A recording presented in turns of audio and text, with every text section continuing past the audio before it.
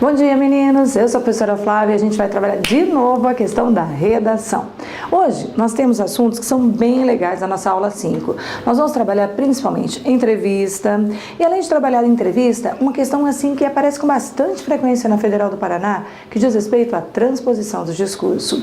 Quando nós vamos produzir, eu quero que vocês tenham em mente basicamente o seguinte: num determinado momento, a entrevista, que vai ser o assunto fundamental para o nosso primeiro contato, ela vai aparecer para a gente na forma de 3 padrões de questões. Nós podemos ter a entrevista sendo cobrada como uma questão para você criar uma entrevista. Quem já fez isso, por exemplo, foi a Unicamp, como a gente vai ver daqui a pouquinho. Pode ter um segundo modelo, que diz respeito à transposição de linguagem. Essa é bastante recorrente nas provas dos vestibulares, certo? E como a Federal do Paraná faz, questão de síntese de texto com transposição das questões. Então, eu tenho uma entrevista, tenho a pergunta e resposta, e eu vou traduzir essa pergunta, essa resposta. É um tipo de questão bem gostosa e que não é, assim, uma questão muito complexa, mas em alguns momentos ela vai exigir a nossa atenção. Como a gente sabe que o vestibular ele vem passando por algumas inovações, uma leve tendência mais focada nos gêneros, então a gente vai ver isso com muita calma e vendo umas 3 possibilidades. Qual seria o procedimento, como eu deveria agir e que linguagem eu deveria adotar. Vem comigo para cá. Num primeiro instante, você vai lembrar assim: se um dia falarem para você, gente, o que é uma entrevista? Tenta ter em mente que a entrevista é um gênero que está ligado ao jornalismo. No jornalismo, essa entrevista ela nasceu da oralidade, da fala das pessoas. As pessoas são curiosas, elas querem saber coisas e por esse motivo elas perguntam tentam saciar aquela necessidade de informação. Quando você pensar numa entrevista, você vai lembrar que, enquanto gênero jornalístico, existe técnica e existe estrutura. Normalmente, o entrevistador, ele vai criar uma situação favorável e uma situação em que haja um tendenciamento nas produções. Então, você vai ver que numa entrevista, ele não vai chegar e perguntar: oi, qual é o seu nome? Onde você mora? O que você faz? Não. Vai existir toda uma cadência, uma preparação, uma pesquisa prévia para que haja um bom texto. Nessa hora, você vai lembrar assim: as perguntas e as respostas, geralmente envolvendo os 2 interlocutores, elas vão ser bem organizadas, bem sistematizadas e vai ficar fácil da gente perceber. Por quê? Porque o entrevistado é sempre alguém que tem uma coisa muito interessante para dizer. E você vai ver que o entrevistador ele vai perguntar exatamente esses itens. Tem coisa da vida do entrevistado que não vai ser importante. Ele vai relegar um segundo plano. E tem coisa que pelo próprio nome da revista você já percebe. Por exemplo, se eu pego uma revista que seja revista de administração, ele não vai ter pergunta para o entrevistado que seja de fórum íntimo, de fórum pessoal, mas ele vai perguntar coisas dentro da área da administração que aquela pessoa fez e que a destacou em relação às demais pessoas existentes no mundo. Além disso, você vai lembrar que, às vezes, é necessário fazer uma espécie de uma biografia do entrevistado. Para exemplificar isso, eu peguei as páginas amarelas da revista Veja. Aqui, no caso, é um ex-ministro da Agricultura, Roberto Rodrigues, que você vai ver. Quando você lembrar dessas páginas amarelas da Veja, você vai lembrar o seguinte: existe uma estrutura que toda vez que você abre a Veja e você vê a página amarela, você encontra. Então, você encontra um título, você encontra uma linha fina, explicando um pouquinho melhor aquele título, nesse caso o título, o campo em estado de sítio. A linha fina, eu não sei quem é o cara, eu não lembro dessa foto, não associei. A linha fina me explica. Então presta atenção, ó. Ele vai colocar assim: o ex-ministro da Agricultura afirma que o controle de preços dos combustíveis põe em risco a liderança do Brasil no etanol e diz que a falta de infraestrutura limita o nosso potencial. Nessa hora, ele vai mostrar assim: por que esse cara está sendo entrevistado? A linha fina vai me dar esse padrão, vai me passar um pouquinho do porquê que está sendo interessante conversar com ele, certo? Então, se você não sabia quem era o Roberto, agora você já sabe quem ele é e qual é o posicionamento dele, que é polêmico e que gerou a necessidade de fazer a entrevista. Ainda assim, você sabe muito pouco dele, não é? Então, repare que normalmente na entrevista, essa primeira parte, existe ali uma espécie de uma mini biografia desse entrevistado. Então, eu vou passar a entender um pouquinho mais. Ali vai estar escrito assim: olha, o engenheiro agrônomo Roberto Rodrigues é um dos maiores especialistas em agronegócio no Brasil. Nascido há 72 anos aí vem o nome de uma cidadezinha, né, Cordeirópolis, em São Paulo, em uma família de produtores rurais. Ele acompanhou os ciclos de euforia e dificuldades do campo nas últimas 5 décadas. E aí vai continuar falando da vida acadêmica, profissional, vai chamar a atenção que ele foi coordenador do Centro de Agronegócios da Fundação, vai falar um monte sobre a vida dele. Antes antes de começar a entrevista, porque eu vou ter que acreditar no seguinte: eu já sei o título da entrevista, eu sei pela linha fina que ele fez uma declaração polêmica e que isso tornou interessante entrevistá-lo, eu sei qual é o cargo que ele ocupa. Agora eu sei um pouco da história de vida dele, o que dá mais credibilidade ao que vai ser dito. Aí chega o momento em que nas páginas amarelas surgem pergunta e resposta. Então você vai ver que agora é hora em que o veículo, a revista Veja, vai manifestar toda a curiosidade e você vai ser tendenciado a ter uma entrevista que seja bacana, que seja rica, que seja efetivamente interessante, de tal forma que você vai ler até o final.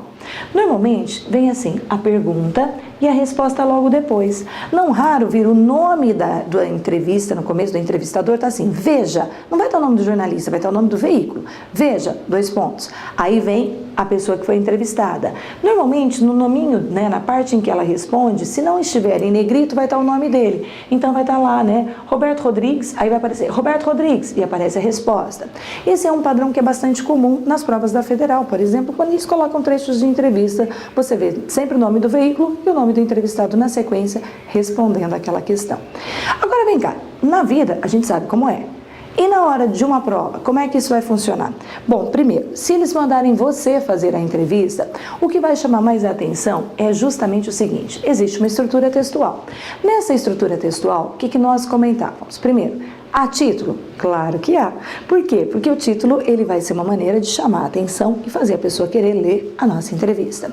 Depois do título, eu tenho um leadzinho que é bastante bacana, porque eu vou dar aquela noção de quem, onde, quando, como, o que e por quê, trazer a atenção da pessoa. Eu posso fazer uma biografia, então eu posso contar um pouquinho, como eu acabei de ler para vocês, sobre o nosso ex-ministro.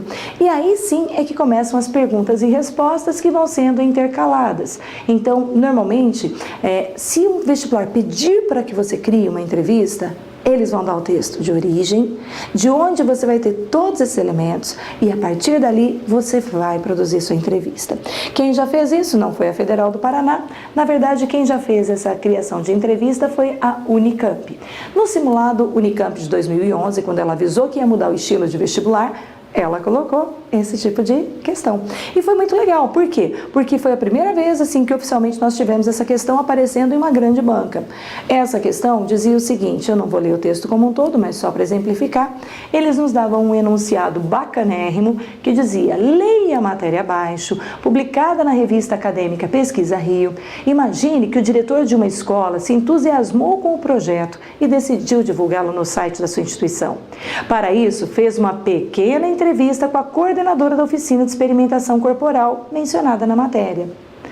Crie essa entrevista, marcada pelo discurso oral formal, na qual deverão constar necessariamente... Aí ele vai dizer o que ele quer. O que ele quer? Ele quer 3 perguntas que explorem os dados importantes da matéria e as respostas, também com base na matéria. Lembre-se que não deverá recorrer à mera colagem de trechos do texto lido. Então vem cá, explicando isso basicamente.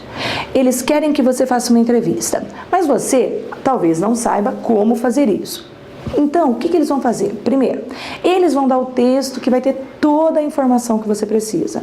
Segundo, eles deixam claro que são 3 perguntas, 3 respostas, que você deve se apoiar no texto de apoio, mas que você não pode só grifar e colar. Recorta e cola, Ctrl+C, Ctrl+V? Não pode, hein? Vixe. O que você vai ter que fazer? Criar a partir daquelas informações tudo o que eles precisam para que o texto aconteça. Então veja comigo que vai ser mais ou menos o seguinte: o texto é grande, é um texto que chama Perceber Sem Ver, ele vai contar toda a história dessa oficina, onde ela aconteceu, vai falar sobre a Universidade Federal Fluminense, vai falar sobre a Márcia, que é a coordenadora, e você vai poder se apropriar das ideias. Olha que é um texto que trabalha com 8 parágrafos, salvo engano, então a partir daí você vê que é um texto bem grande, e dali você pode tirar tudo o que realmente for importante. Colocar isso em prática, colocar isso em pauta e a partir, produzir uma redação que seja bem feita. Então, se formos considerar a entrevista, este é o primeiro padrão de questão. Esse não é muito característico da Federal, mas pode aparecer. Entenda dessa maneira, já que a Federal gosta de trabalhar a questão da entrevista. Segundo padrão, questão de transposição de discurso. Essa questão de transposição de discurso, ela pode aparecer como questão objetiva. Então, pode ser para você marcar o X, qual é a aquela que faz a melhor transposição e pode ser uma questão subjetiva, uma questão aberta para você simplesmente fazer a modificação. Quando falar de transposição de discurso, eu preciso que você se lembre dessas duas coisas. Primeiro, existe o discurso direto, que é a reprodução fiel da fala de um personagem. É o que popularmente nós chamávamos de diálogo. Estão lembrados disso? E existe o discurso indireto. O discurso indireto, existe um narrador que traduz o que as personagens falam e transmite tudo em terceira pessoa para o leitor. Então eu vou pensar o seguinte, como que cai esse tipo de questão? Primeiro, nós vamos ver assim, tenho lá uma pessoa falando em primeira pessoa e eu vou ter que passar o que ela está dizendo para a terceira pessoa. Tudo bem? Então veja comigo o seguinte, se num determinado momento eu vejo uma questão como essa daqui, só para exemplificar e ficar mais concreto o que eu estou dizendo. Olha esse texto, eu vou ler para vocês, me acompanhem. No trecho que segue, o segmento transcrito em negrito está em discurso direto. Então quer dizer, o personagem está falando por ele, ok? Transponha-o para o discurso indireto. O homenageado agradeceu a presença dos convidados dizendo: eu sei que vocês estão aqui porque sabem que hoje é o meu aniversário, que amanhã viajarei para Londres e que esta data é muito especial para mim. Parou um pouquinho. Tá tudo em primeira pessoa. Eu, meu, esta data tá pontual, é importante para mim. Então, pera um pouquinho, isso é discurso direto, eu estou falando. Agora imagine que haja um narrador e diga assim, a Flávia falou que ela... Então perceba que já não é eu, é ela, a Flávia. Ela estava, o aqui virá lá, ali, naquele dia, naquele lugar. Então existe uma modificação. Eu olho as formas pronominais e eu olho as formas verbais. Ao fazer isso, eu traduzo esse trecho para o discurso indireto. Olha como ficaria uma resposta esperada pela banca para esta questão. Acompanha comigo, veja lá, olha só.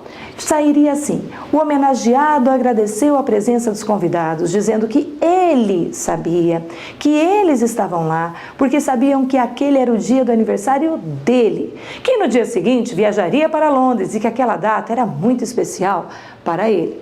Então perceba que neste momento nós tivemos o quê? Uma modificação. A modificação que nós tivemos envolve o discurso, envolve a fala. A fala foi modificada da primeira para a terceira pessoa.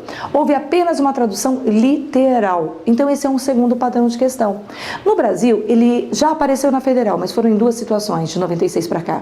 Fora da Federal do Paraná, ele é muito comum, a GV e a FUVEST. São duas instituições sólidas, tradicionalésimas no domínio de língua portuguesa e que trabalham com isso. Então as duas utilizaram essa modificação de linguagem. E na Federal? A Federal dos nossos amores, das nossas dores. A Federal do Paraná, ela faz uma coisinha um pouquinho diferente. O que ela faz? Ela pede também a transposição, mas ela vai pedir com algumas características, do tipo, eu vou precisar que você olhe, quando for pensar na Federal e for pensar que ela vai trabalhar neste mesmo universo, eu vou precisar que você olhe então algumas coisas. Vem comigo aqui, Olha para o verbo, olha para a pontuação. Eu reconheço o discurso chamado de direto quando eu vejo que eu tenho uma pontuação clara ali, eu tenho 2 pontos, eu tenho travessão, eu vou começar a fala do personagem, então tenho travessão embaixo dela. Logo depois, eu vou perceber que as falas daquele personagem foram traduzidas integralmente. Então, elas estão na íntegra, elas estão perfeitas, perfeitamente adaptadas e colocadas. Depois, eu vou considerar mais um aspecto importante. Qual que é o aspecto? Existem verbos chamados de verbos dicende, ou verbos de locução ou elocução.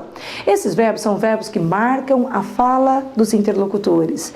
Então, você está no discurso direto, você fala assim, a menina olha e diz... 2 pontos. Oi, que bom, que belo dia. E o garoto respondeu, oi, o dia realmente está muito agradável. Aquela coisa bem bobinha, mas você vai perceber que existe a passagem, travessão, travessão, quando eu troco de personagem. O que é importante para nós, então? Nós atentarmos que os verbos dicende ou verbos de locução não são só o verbo dizer, mas eu posso ter outros tão interessantes quanto. Tem aí no teu material, tem aqui comigo. Dá uma olhada para cá. Dizer, falar, responder, indagar, perguntar, retrucar, afirmar, arguir, replicar, entre outros verbos, são verbos que dão a ideia de locução, de fala, de transposição de linguagem. Tudo bem? Aí é hora da gente pensar o seguinte, quando eu for fazer a conversão do discurso, aquilo que nós vimos na questão, eu estou aqui porque sei que hoje é o dia do meu aniversário. Ela estava lá porque sabia. Então eu vou lembrar assim, o texto em discurso direto vai estar em primeira pessoa. Quando ele for para o discurso indireto, ele vai para a terceira pessoa. Nessa hora, o que nós vamos pensar? Aqui é a colinha básica, olha que bonitinha. Você sabe que quando ele está em primeira pessoa, os pronomes estarão em primeira pessoa, eu, meu, este, o lugar é o aqui e o tempo é o agora. Quando vai para o discurso indireto, ele vai para a terceira pessoa. Então, o que era eu, vai virar ele, seu e dele. O lugar que era aqui, estou aqui, estava lá, naquele lugar, naquele dia, naquele momento. Então tem que dar esse distanciamento, tudo bem? Então fiquem espertos, grifem todas as formas pronominais que elas são importantes. E finalmente o tempo é o então, naquele momento, naquele dia, naquela data. Você vai ver que tem uma distância entre o presente e a ideia do distanciamento para uma forma de pretérito, porque tudo que está em discurso direto está no tempo presente. Quando vai para o discurso indireto, ainda que seja um segundo depois, virou passado. Então é muito legal. Quer ver? Segue comigo aqui, ó. Sempre que a gente for pensar, então, no discurso direto, o tempo verbal será sempre passado em relação ao tempo verbal do discurso direto. Se no discurso direto o tempo é presente, no indireto ele é passado.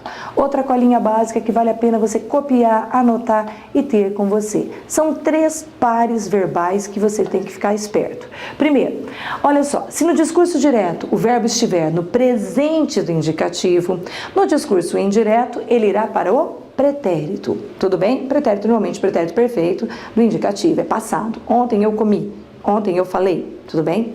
Segundo parzinho, se no discurso direto o verbo já estiver no pretérito, quando ele for para o indireto, é o passado do passado, é o pretérito mais que perfeito, é a ação mais distante.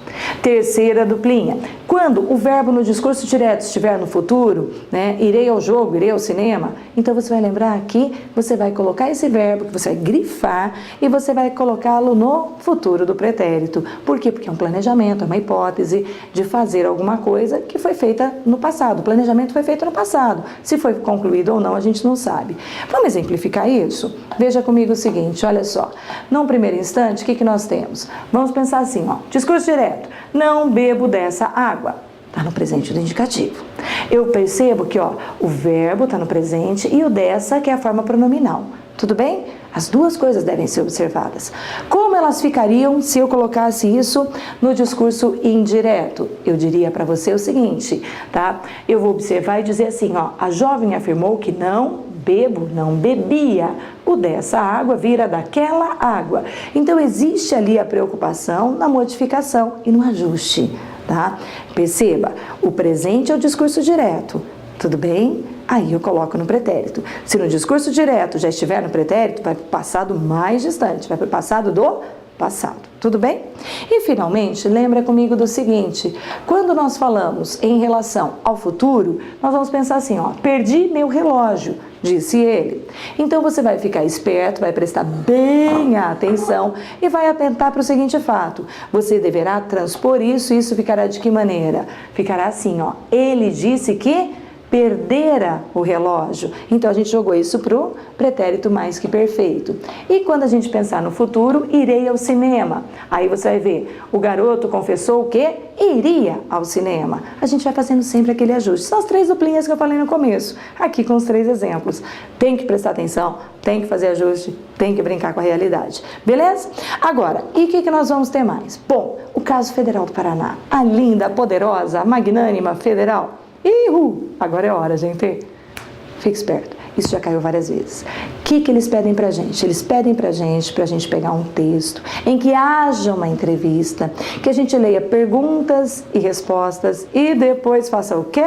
Junte as tais perguntas com as respostas em um discurso indireto. Então, é bem bacana, mas pede 2 habilidades. A habilidade de síntese e de domínio da linguagem a partir do quê? Dos ajustes que a gente acabou de falar. Ajuste nos tempos verbais, ajuste nas formas pronominais. Isso quer dizer que a gente tem uma questão mais complexa e mais interessante para ser desenvolvida. Nessa hora, olha só, entrevista envolvendo síntese e transposição. Dá uma olhada no exemplo. Esse exemplo está aí na tua folha, tá? Se você pegar a folha dessa aula, você vai ver que eu coloquei para você. É o texto que fala sobre o tostão, certo? Quando ele foi publicado, salvo engano, no ano de 2007 foi feita essa proposta. Quando ela foi feita, na época, a Federal do Paraná era assim, tinha um texto, daí vinham as questões objetivas de interpretação, aí vinha o texto, vinham as questões subjetivas, a prova era intercalada. Você não tinha uma parte só para redação e uma parte só para texto. Às vezes eles usavam o mesmo texto para as duas coisas. Não estranhe que na tua folha está ali ligadinho, bonitinho para você fazer. O texto fala sobre a questão do Tostão, um jogador de futebol que foi entrevistado anos depois por uma, foi feita uma entrevista com ele e ele falava sobre a questão da Copa de 70. Então você vai atentar que nesse texto o que é mostrado? Leia uma entrevista com o Tostão em que ele comenta sua participação na Copa de 70. Entrevistador: a Copa de 70 foi usada de um jeito meio sombrio, uma felicidade nacional imensa numa época muito dura para o país em que marcou talvez o pior momento do regime militar. E a Copa foi, digamos, a estampa desse governo Médici. Como isso soava entre vocês? Havia conversa sobre isso? Você teve algum tipo de vergonha pessoal pela forma como a vitória foi utilizada? Tostão: não houve conversas, principalmente depois que o Saldanha saiu, porque o Saldanha gostava muito de conversar sobre essas coisas. É aquilo que eu falei, acho que houve algum problema político também com ele. Agora, na verdade, a maioria absoluta dos jogadores era ali a situação política do país. Pelé também? A princípio, sim. Quer dizer, eu nunca vi uma posição dele assim mais pública, não é? Com raras exceções, a maior parte estava preocupada com o problema do futebol, em ganhar o jogo com a sua profissão. Problemas políticos à parte. Confesso que isso me incomodava demais. Eu tinha na época ideais políticos. Não participava, por várias vezes era difícil participar. Mas na intimidade com os meus amigos, minha família, era extremamente contra o regime que tinha no país. Agora ali, durante a Copa, os preparativos, a minha atenção toda focada no futebol, eu achava que isso não podia atrapalhar a minha atividade, minha profissão. Eram duas coisas separadas, a minha intenção ali era fazer o melhor. Depois que passou é que eu vi que aquilo foi o que estava sendo. É então que a gente percebe que aquilo teve um valor político grande. Isso me deixou muito incomodado. Por exemplo, eu me arrependi muito quando nós voltávamos do México. Eu me critiquei muito por ter ido lá. Naquela época aquilo era de menos. O que contava era a festa, era o oba-oba, era toda a alegria de ter ganho a Copa. Mas aí vem a fonte, Novos Estudos Sebrap, número 37, 1993, contando quem era João Saldanha e vem. Esse trecho da entrevista faz o registro do relato dos acontecimentos feito oralmente por Tostão. Sintetize as informações contidas nas perguntas e respostas do trecho. Organize-as e apresente-as em um texto de no máximo 10 linhas, redigido em terceira pessoa, em linguagem adequada às normas do português escrito. Não atribua título ao texto. Nem precisava falar, né, gente? A gente sabe que se a gente está sintetizando, a gente não vai, na verdade, colocar título. Segunda coisa, repare no seguinte. O texto era longo, eu só vou ter 10 linhas. Eu não vou poder ficar enchendo linguiça, ficar dando volta, retomando. Então, o que eu tenho que prestar atenção que é fundamental? O que é fundamental nesse texto? Qual é a tese? Quais são os argumentos primários? O que ele usa para explicar? E outra coisa, ele pediu para usar a terceira pessoa para eu fazer transposição do discurso. Então, nessa hora, eu tenho que ficar muito atento. Por exemplo, olha, na época nós tivemos alguns padrões de resposta. Veja esse daqui. Esse aluno, conforme está no seu material e dá para ver, ele teve o texto nulo. Por que ele teve o texto nulo? Só de bater os olhos você já identifica. O que ele fez? Ele fez recorte e cola. Não pode ser recorte e cola. E principalmente, olha o que ele faz. Ele coloca assim, Tostão, conta tudo sobre o Tostão, daí coloca entrevistador, põe a pergunta, entrevistado, Aí põe Tostão, põe a resposta.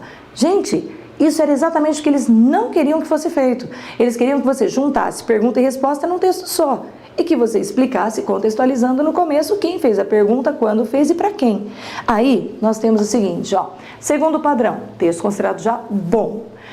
Em entrevista, Eduardo Gonçalves de Andrade, o Tostão, foi questionado sobre o papel que a vitória da seleção brasileira da Copa de 70 teria desempenhado para encobrir a ditadura Médici. Parou um pouquinho. Esse menino já foi considerado bom por quê? Olha só, diferente do anterior que ele só copiou e colou, não, ele fez uma contextualização introdutória. Lembra que a contextualização a gente faz na maioria das questões da federal. Qual é a tese, quem é o autor, qual é o tema que está sendo debatido, para só depois desenvolver o texto. Ele começou bem, mas aí você percebe que ele fez um voo meio superficial sobre o texto. Ele até usa os tempos verbais da maneira adequada. Ele fala, o jogador afirmou que, no momento, não notou o imenso valor político que aquele título trazia consigo e que mais tarde chegou a se arrepender por ter ido a Brasília para receber os cumprimentos do presidente. Tostão informou também que a maioria de seus colegas, incluindo Pelé, estava preocupado somente com o futebol, deixando questões políticas em segundo plano. Por isso, não havia conversas entre eles e sobre a situação do país. Repare que, assim, em essência, ele entendeu o que ele estava escrito, mas ele passou muito por cima, ele não aprofundou, ele sintetizou jogando fora partes importantes. Não era isso que a banca queria ainda. Depois eles publicaram como sendo um texto excelente. Você vê o seguinte, ó, ele faz a mesma contextualização, mas com um olhar um pouquinho mais aguçado, e coloca lá assim: em entrevista ao veículo de comunicação Novos Estudos Sebrap, o ex-jogador de futebol Tostão revelou sua opinião sobre a relação entre a Copa de 70 e a política do governo Médici. Isso é contextualização.